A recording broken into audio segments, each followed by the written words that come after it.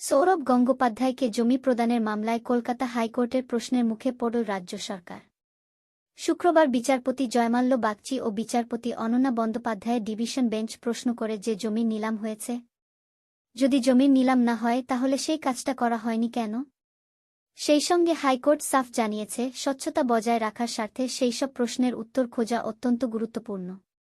আদৌ জমির নিলাম হয়েছে কিনা তা নিয়েও সন্দেহ প্রকাশ করেছে বিচারপতি বাগচি ও বিচারপতি বন্দ্যোপাধ্যায়ের বেঞ্চ।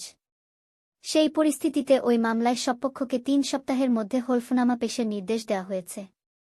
শিল্পের জন্য পশ্চিম মেদিনীপুরের চন্দ্রকোনায় সৌরভকে প্রয়াগের ফিল্ম সিটির যে জমি দিয়েছে রাজ্য সরকার, তা মাত্র ১ টাকায় প্রদান করা হয়েছে বলে অভিযোগ উঠেছে। তা নিয়ে মামলা দায়ের করেন এক আমানতকারী।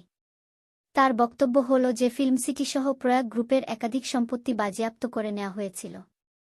সেই সব সম্পত্তি বিক্রি করে আমানতকারীদের টাকা ফেরত দেওয়ার কথা ছিল। কিন্তু বিষয়টি নিয়ে চূড়ান্ত ফয়সালা আসার আগেই সৌরভদের হাতে রাজ্য সরকার সেই জমি তুলে দিয়েছে বলে দাবি করেন ওই ব্যক্তি। সেই মামলার শুনানিতে শুক্রবার হাইকোর্ট জানায়, এই মামলায় কি হয় সেটার উপরে জমির মালিকানা নির্ভর করবে। যে ৩৫০ একর জমি নিয়ে যাবতীয় বিতর্ক তৈরি হয়েছে, সেটার মধ্যে শৈলেন্দ্র তালুকদার কমিটির হাতে আছে ১১.২৮ একর।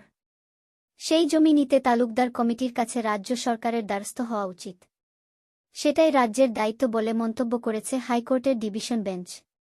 হাইকোর্টের বক্তব্য, মামলার মধ্যেই একটি সংস্থাকে, সৌরভের সংস্থা, চন্দ্রকোনার জমি দেওয়া হয়েছে। কিন্তু এই সময় ওই জমির ব্যবহার করতে পারবে না রাজ্য সরকার। সাধারণ মানুষ আস্থার অর্জনের জন্য সরেজমিনে গিয়ে ওই জমি নতুন করে খতিয়ে দেখতে হবে। তালুকদার কমিটি এবং সেবির সঙ্গে সমন্বয় সাধন করে সেই কাজটা করতে হবে রাজ্য সরকারকে। ফিল্ম সিটির জন্য যে পরিকাঠামো তৈরি করেছিল প্রয়াগ, সেটারও বাজার মূল্য হিসাব করে দেখতে হবে। হাইকোর্ট জানিয়েছে, যদি নিয়ম না মেনে জমি বিক্রি না করা হয়, সেটার ব্যাখ্যা দিতে হবে রাজ্য সরকার। তাতে যদি সন্তুষ্ট না হয় হাইকোর্ট, তাহলে প্রয়োজনীয় পদক্ষেপ করা হবে। সেই সঙ্গে যাবতীয় তথ্য নিয়ে ৩ সপ্তাহের মধ্যে রাজ্য সরকারকে হলফনামা পেশ করার নির্দেশ দিয়েছে বিচারপতি বাগচি ও বিচারপতি বন্দ্যোপাধ্যায়ের বেঞ্চ। ৫ সপ্তাহ পরে সেই মামলার শুনানি হবে। উল্লেখ্য, উচিত মূল্যেই সৌরভদের জমি হস্তান্তর করা হয়েছিল বলে দাবি করেছে রাজ্য সরকার।